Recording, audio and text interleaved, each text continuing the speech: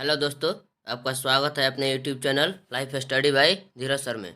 दोस्तों, पिछले वीडियो में हमने बात किया था संस्कृत के कक्षा 10 संस्कृत के प्यूसम के पहले चैप्टर मंगलम के सब्जेक्टिव क्वेश्चंस के बारे में। तो आज हम बात करेंगे प्यूसम के ही पाठ 2 चैप्टर 2 पाटलिपुत्र वैभवम के सब्जेक्टिव क्वेश्चंस के बारे में। इस चैप्टर का थ्योरी और ऑब्जेक्टिव का क्लास हो चुका है दोस्तों। अगर आप नहीं देखे हैं तो कृपया हमारे चैनल पर जाकर इस क्लास का पार्ट 2 पाटलिपुत्र वैभवम का थ्योरी और ऑब्जेक्टिव का क्लास देखें। तो आज हम बात करेंगे इस चैप्टर का सब्जेक्टिव यानी विषयनिष्ठ प्रश्न, लघु उत्तरीय प्रश्न जो प्रत्येक 2 अंक का होता है। और ये चैप्टर दोस्तों मैट्रिक एग्जाम, संस्कृत में मैट्रिक एग्जाम के लिए इम्पोर्टेंट चैप्टर है, क्योंकि इसमें से 2 या 3 क्वेश्चन पक्का आते हैं दोस्तों। इसलिए इस चैप्टर में जितने भी क्वेश्चन है सब्जेक्टिव, इसको आप लोग ध्यान से पढ़ेंगे। तो चलिए स्टार्ट करने से पहले अगर आप इस चैनल पर नए हैं तो चैनल को सबसे पहले सब्सक्राइब कर लें दोस्तों, बेल आइकन को प्रेस कर दें ताकि इसी तरह का जो भी वीडियो अपलोड हो उसका नोटिफिकेशन सबसे पहले आप तक पहुँचे। और अगर क्लास अच्छा लगे तो इस चैनल को ज़्यादा से ज़्यादा शेयर करें, सब्सक्राइब करें और लाइक करें। तो चलिए स्टार्ट करते हैं पाठ 2 पाटलिपुत्र वैभवम विषयनिष्ठ प्रश्न यानी सब्जेक्टिव क्वेश्चन। पहला क्वेश्चन है दोस्तों, आज का हमारा पहला क्वेश्चन है कि प्राचीन संस्कृत ग्रंथों में पाटलिपुत्र की ख्याति किस रूप में थी। यानी पहला क्वेश्चन कह रहा है दोस्तों कि प्राचीन संस्कृत ग्रंथों में, पहला क्वेश्चन यहाँ पे है कि प्राचीन संस्कृत ग्रंथों में यानी पुरानी संस्कृत ग्रंथों में पाटलिपुत्र जो आज पटना के नाम से विख्यात है दोस्तों, कह कि पाटलिपुत्र की ख्याति किस रूप में थी। तो कह रहा है इसका आंसर क्या होगा दोस्तों, इसका आंसर होगा कि प्राचीन संस्कृत ग्रंथों में और पुराणों में पाटलिपुत्र का नाम पुष्पुर या कुसुमपुर माना जाता है। यह ऑब्जेक्टिव क्वेश्चन में भी हमने बताया था दोस्तों कि पाटलिपुत्र का नामांतर यानी पाटलिपुत्र का अन्य नाम क्या है, तो पुष्पुर या कुसुमपुर। इसको आप लोग अच्छे से याद कीजिएगा कि पुष्पुर या Kusumpur objective question important question है। तो कह रहा कि प्राचीन संस्कृत ग्रंथों में और पुराणों में पाटलिपुत्र का नाम पुष्पुर या कुसुमपुर माना जाता है। इस नगर के समीप, कह रहे कि इस नगर के समीप पाटल पुष्पों का उत्पादन होता था। पाटल यानी गुलाब, ध्यान देंगे। कर कि इस नगर के समीप पाटल पुष्पों का उत्पादन होता था। संभवतः, यहाँ पे ये संभवतः है दोस्तों, संभवतः पाटलिपुत्र शब्द भी यहाँ पाटल पुष्पों के पल्लवित होने के कारण प्रचारित है। कर कि शरद काल में कौमुदी महोत्सव होता था पाटलिपुत्र में। पहले के समय में दोस्तों शरद ऋतु में कौन महोत्सव होता था, कौमुदी महोत्सव। इसको आप लोग याद रखेंगे कि शरद काल में कौन महोत्सव, कौमुदी महोत्सव होता था। यह महोत्सव दुर्गा पूजा के अवसर साथ दृष्टिगत होता है। यानी जिस तरह आज दुर्गा पूजा में जो धूमधाम रहता है दोस्तों, वही धूमधाम प्राचीन पाटलिपुत्र में कौमुदी महोत्सव में होता था। आगे बात करेंगे दूसरे क्वेश्चन पे, पाटलिपुत्र नगर के वैभव का वर्णन करें। तो दोस्तों ये इतना लंबा क्वेश्चन, इसका आंसर है इतना लंबा आता नहीं है, लेकिन फिर भी इसको हमने बताने के लिए इसमें ऐड कर दिया है दोस्तों कि पाटलिपुत्र नगर के वैभव का वर्णन करें। यानी पाटलिपुत्र नगर के वैभव यानी उसकी सुंदरता, प्राचीन काल से अभी तक उसकी सुंदरता में किस तरह के बदलाव हुए, उसी के बारे में दोस्तों वर्णन करना है। तो कह रहे कि प्राचीन पाटलिपुत्र प्राचीन काल से ही अपनी वैभव परंपरा के लिए विख्यात रही है। विदेशी लोग आकर अपने संस्मरणों में यहाँ की अनेक उत्कृष्ट संपदाओं का वर्णन किया है। मेगास्थनीज ने लिखा है, ध्यान देंगे यहाँ पे कि मेगास्थनीज कौन था दोस्तों, यूनान का राजदूत। मेगास्थनीज ने लिखा है कि चंद्रगुप्त मौर्य काल में यहाँ की शोभा और रक्षा व्यवस्था, इसको भी कि चंद्रगुप्त मौर्य के समय में पाटलिपुत्र कैसा नगर था दोस्तों, तो यहाँ की शोभा तथा रक्षा व्यवस्था अति उत्कृष्ट थी, अति उत्कृष्ट थी। अशोक काल में कर कि जब राजा अशोक हुए उस समय यहाँ निरंतर समृद्धि रही। आगे कर कि कवि राजशेखर ने अपनी रचना काव्य मीमांसा, राजशेखर की रचना कौन है दोस्तों, ऑब्जेक्टिव में भी हमने बताया कि काव्य मीमांसा, कवि राजशेखर ने अपनी रचना काव्य मीमांसा में ऐसी ही बात लिखी है कि यहाँ बड़े बड़े कवि व्याकरण भाष्यकार यहाँ परीक्षित हुए। आज पाटलिपुत्र नगर पटना के नाम से जाना जाता है, जहाँ संग्रहालय, गोलघर, यहाँ पे दोस्तों ध्यान देंगे ये सब पटना के मुख्य दर्शनीय स्थल है। संग्रहालय, गोलघर, जैविक उद्यान इत्यादि दर्शनीय स्थल है। इस प्रकार पाटलिपुत्र प्राचीन काल से आज तक विभिन्न क्षेत्रों में वैभव धारण करता है, जिसका संकलित रूप संग्रहालय यानी म्यूजियम में देखने योग्य है। पटना संग्रहालय में दोस्तों प्राचीन काल के जितने भी अवशेष है उनको वहाँ सुरक्षित रखा गया है संग्रहालय में, म्यूजियम में। ये दोस्तों क्वेश्चन एग्जाम की दृष्टि से महत्वपूर्ण नहीं है, क्योंकि इतना लंबा क्वेश्चन एग्जाम में नहीं आता है। फिर भी इस चैप्टर में ये क्वेश्चन था, इसलिए हमने आपको बता दिया। लेकिन आप लोग ये ध्यान देंगे कि ये क्वेश्चन एग्जाम की दृष्टि से महत्वपूर्ण नहीं है। बस ये है कि पाटलिपुत्र नगर का वैभव का वर्णन, अगर मान लीजिए वैभव का वर्णन करने के लिए भी आएगा तो इतना न लिखकर शॉर्ट में भी आप पाटलिपुत्र के नगर का वर्णन कर देंगे तो भी आपको 2 नंबर मिल जाएगा। अगला क्वेश्चन है कि पाटलिपुत्र वैभवम का 5 वाक्यों में परिचय दे।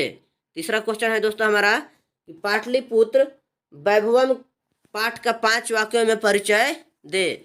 कर किसमें, इसका आंसर दोस्तों, इसका आंसर कर किसमें, बिहार की राजधानी पटना के प्राचीन महत्व का निरूपण करने के साथ, यानी पाटलिपुत्र वैभवम पाठ में कर कि बिहार की राजधानी पटना के प्राचीन महत्व का निरूपण करने के साथ ऐतिहासिक परंपरा से आधुनिक राजधानी के प्रसिद्ध स्थलों का भी निरूपण किया गया है। यानी ऐतिहासिक प्राचीन काल से लेके आधुनिक राजधानी के प्रसिद्ध स्थलों का भी निरूपण किया गया है। आगे कह रहे दोस्तों कि इस पाठ को कंठाग्र करके छात्र किसी वाक्य प्रतिस्पर्धा में भाग ले सकते हैं। यानी इस पाठ को अच्छी तरह से पढ़कर कि कोई भी छात्र किसी वाक्य प्रतिस्पर्धा कंपटीशन में भाग ले सकते हैं।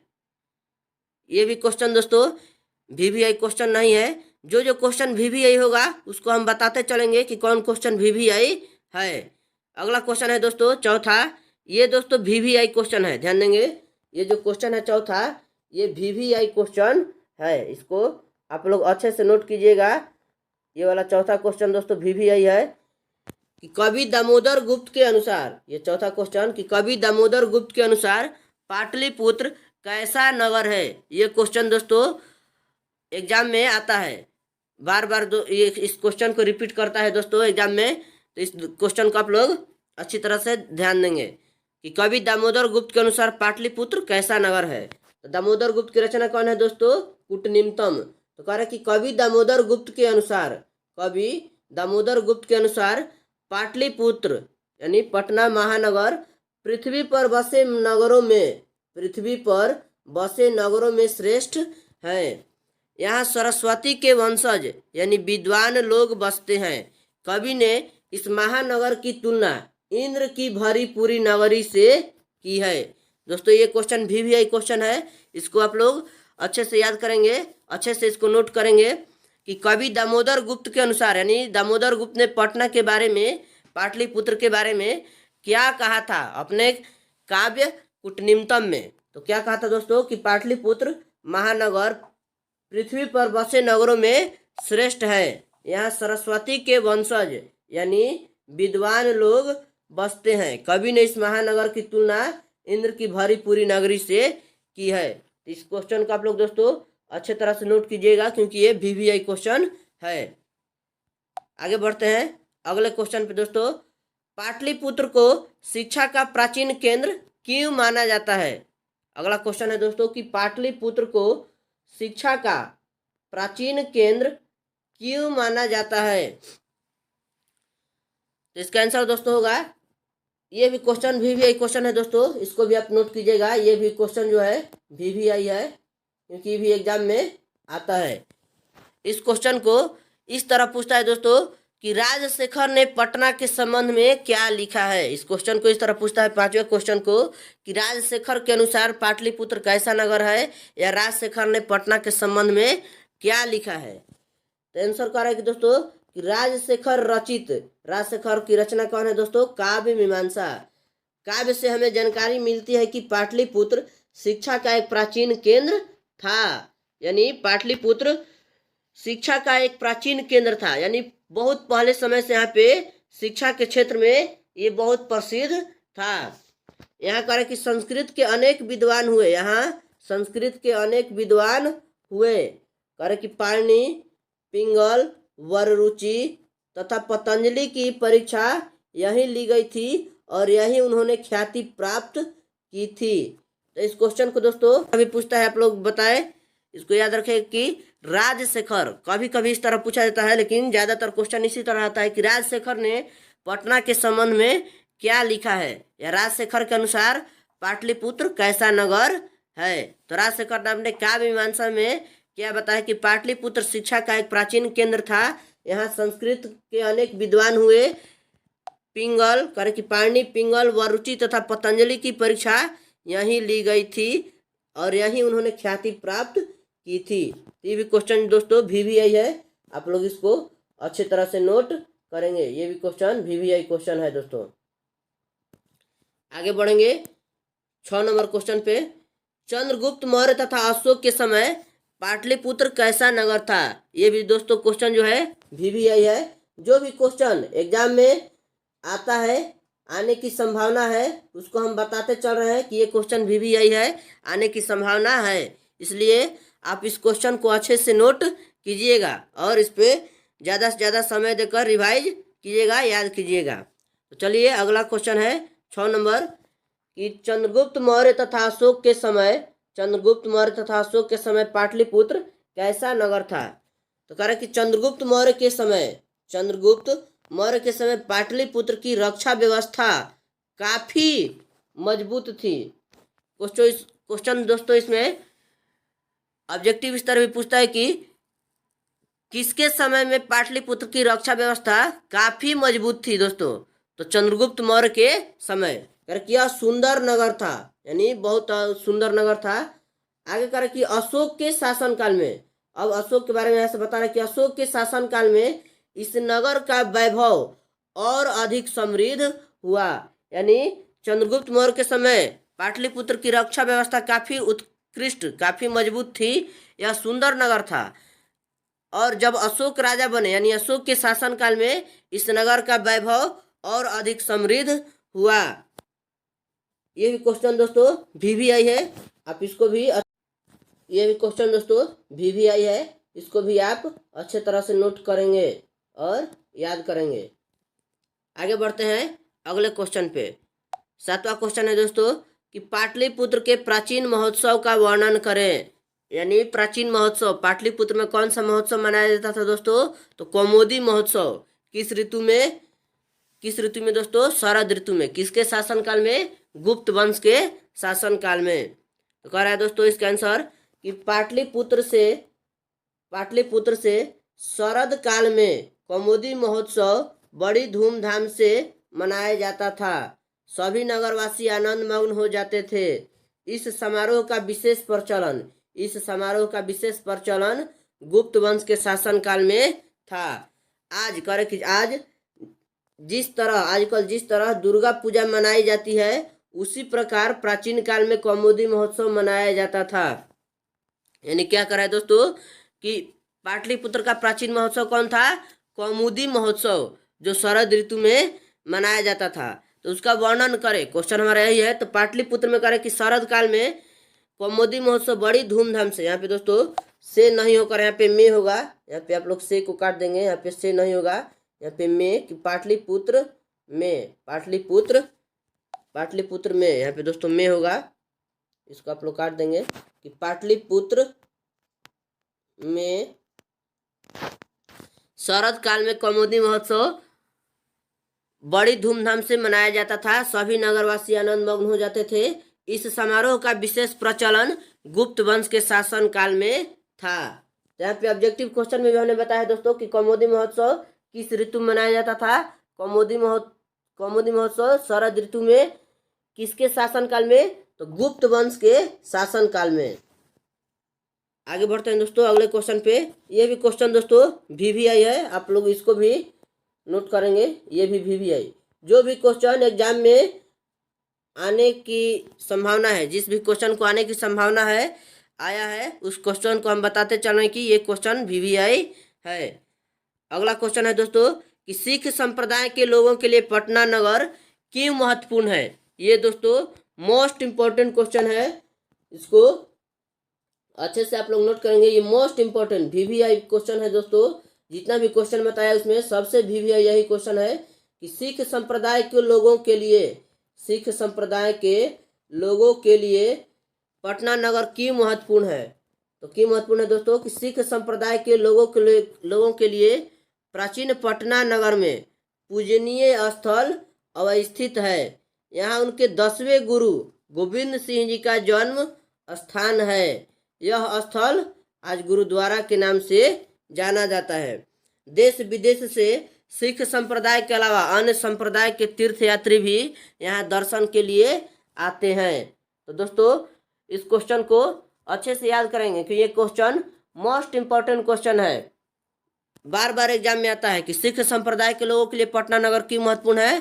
तो क्यों महत्वपूर्ण है दोस्तों कि यहाँ उनके 10वें गुरु गोविंद सिंह जी का जन्म स्थान है। यहाँ उनके 10वें गुरु ऑब्जेक्टिव क्वेश्चन भी कि सिखों के 10वें गुरु कौन थे? गुरु गोविंद सिंह। उनका जन्म स्थान कहाँ है? पटना है, जो किनके नाम से जाना जाता है? गुरुद्वारा के नाम से जाना जाता है। आगे बढ़ते हैं। ये भी क्वेश्चन VVI है दोस्तों, मोस्ट इम्पोर्टेंट। जितना भी हमने बताया उस सब में ये VVI क्वेश्चन है। आगे बढ़ते हैं 9 नंबर क्वेश्चन पे कि लेखक पाटलिपुत्र वैभवम पाठ से हमें क्या संदेश देना चाहते हैं। तो इसका आंसर होगा दोस्तों कि लेखक का कहना है कि प्राचीन काल में पाटलिपुत्र एक महान नगर था जहाँ शिक्षा, वैभव और समृद्धि थी। कि लेखक का कहना है कि प्राचीन काल में पाटलिपुत्र एक महान नगर था जहाँ शिक्षा, वैभव और समृद्धि थी। मध्यकाल में इसकी स्थिति ठीक नहीं थी। दोस्तों हमने बताया ऑब्जेक्टिव क्वेश्चन जब बता रहे थे और थ्योरी कि मध्यकाल में इसकी पतन होने लगी, इस नगर का पतन होने लगा। तो उसी पतन शब्द से पटना की उत्पत्ति हुई, पटना शब्द की उत्पत्ति हुई। क्योंकि पहले ये पाटलिपुत्र नाम से प्रसिद्ध था, लेकिन मध्यकाल में जैसे ही इसका पतन होने लगा तो इसका नाम क्या हो गया? पटना। कारण कि मुगल काल में इस नगर का पुनः उद्धार तथा अंग्रेजों के शासनकाल से लेकर वर्तमान में इस नगर का, अंग्रेजों के शासनकाल से लेकर वर्तमान में इस नगर का अत्यधिक विकास हो रहा है। तो ये क्वेश्चन था दोस्तों, यही क्वेश्चन इसमें कह रहा था दोस्तों क्वेश्चन कि लेखक पाटलिपुत्र वैभवम पाठ से हमें क्या संदेश देना चाहते हैं। तो यही संदेश देना चाहते हैं कि प्राचीन काल में पाटलिपुत्र एक महान नगर था जहाँ शिक्षा, वैभव और समृद्धि थी। मध्यकाल में इसकी स्थिति ठीक नहीं थी। मुगल काल में इस नगर का पुनः उद्धार हुआ तथा अंग्रेजों के शासनकाल में से लेकर वर्तमान में इस नगर का अत्यधिक विकास हो रहा है। अगला क्वेश्चन है दोस्तों 10 नंबर।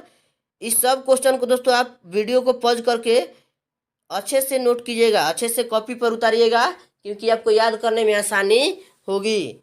अगला क्वेश्चन है कि प्राचीन पाटलिपुत्र में शिक्षा के संबंध में लेखक के क्या विचार हैं। लेखक के क्या विचार हैं।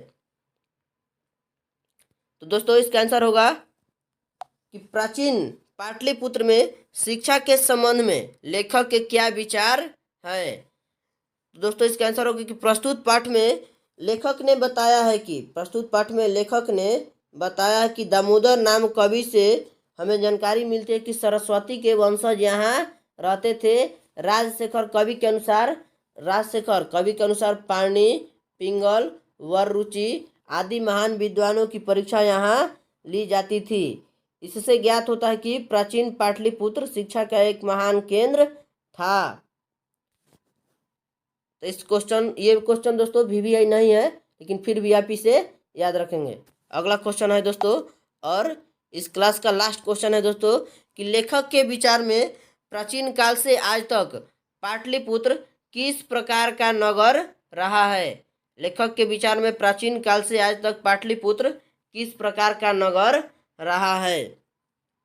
तो इसका आंसर होगा दोस्तों कि लेखक के विचार से पाटलिपुत्र नगर प्राचीन काल से लेकर आज तक राजनैतिक, धार्मिक, औद्योगिक और शिक्षा जैसे विविध क्षेत्रों में वैभव धारण करता रहा है तथा यहाँ संकलित रूप से दर्शन किया जा सकता है। कारण कि लेखक के विचार से पाटलिपुत्र नगर प्राचीन काल से लेकर आज तक राजनैतिक, धार्मिक, औद्योगिक तथा शिक्षा जैसे विविध क्षेत्रों में वैभव धारण करता रहा है तथा यहाँ इनका संकलित रूप से दर्शन किया जा सकता है।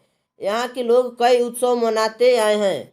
पाटलिपुत्रवासी पटन देवी की पूजा, ऑब्जेक्टिव में हमने बताए थे कि पटना की पालिका देवी कौन है? पटन देवी।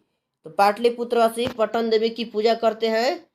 पाटलिपुत्र एक महान नगर रहा है। तो ये था दोस्तों इस चैप्टर का लास्ट को। तो आज हमने प्यूसम के दूसरे पाठ पाटलिपुत्र वैभवम के बारे में बात किया, जिसमें हमने टोटल 11 क्वेश्चन का बात किया। अब 11 क्वेश्चन में टिक कर लेंगे कि कौन कौन से क्वेश्चन जो है वो VVI क्वेश्चन है। तो दोस्तों पहला क्वेश्चन यहाँ पे ध्यान देंगे कि पहला क्वेश्चन ये भी VVI क्वेश्चन है दोस्तों, इसको भी आप लोग नोट कर लेंगे। दूसरा VVI नहीं है, तीसरा भी नहीं है दोस्तों। चौथा ध्यान देंगे कि चौथा जो क्वेश्चन है वो VVI क्वेश्चन है। चौथा के बाद पांचवा भी क्वेश्चन जो है दोस्तों वो भी VVI क्वेश्चन है। उसके बाद 6 नंबर क्वेश्चन है वो भी VVI है। 6 नंबर कि अशोक के समय तथा चंद्रगुप्त मौर्य के समय पाटलिपुत्र कैसा नगर था। अगला क्वेश्चन दोस्तों 7वां VVI नहीं है, सॉरी यहाँ पे भी ये कौमुदी महोत्सव वाला क्वेश्चन है दोस्तों, ये भी VVI है। ध्यान देंगे यहाँ पे, सॉरी कि 7वां क्वेश्चन भी VVI है। अगला 8वां मोस्ट इम्पोर्टेंट, सबसे यहाँ पे ध्यान देंगे कि ये सबसे VVI क्वेश्चन है दोस्तों, मोस्ट इम्पोर्टेंट, ये भी VVI है। सिख संप्रदाय के लोगों के लिए पटना नगर क्यों महत्वपूर्ण है। अगला क्वेश्चन है दोस्तों 9 नंबर, ये VVI नहीं है। 10 नंबर और 11 नंबर। तो ये जितना हमने बताया दोस्तों VVI क्वेश्चन वो एग्जाम में आया है, आने की संभावना है। तो उम्मीद करते हैं कि आपको ये क्लास अच्छा लगा होगा। अगर ये क्लास अच्छा लगा होगा तो इस चैनल को ज़्यादा से ज़्यादा शेयर करें, सब्सक्राइब करें, लाइक करें और जो भी आपका क्वेश्चन है उसे कमेंट सेक्शन में पूछें। तो बस आज के लिए इतना ही दोस्तों। कल बात करेंगे व्याकरण सेक्शन से। कल बात करेंगे व्याकरण सेक्शन का, संस्कृत में क्लास होगा। व्याकरण में हम लोग व्यंजन संधि पढ़े दोस्तों। व्यंजन संधि में हमने नियम पढ़ लिया है, लगभग 4 नियम पढ़ लिया है दोस्तों। तो उसके आगे कल हम बात करेंगे व्याकरण में व्यंजन संधि का। तो बस आज के लिए इतना ही दोस्तों। Thank you.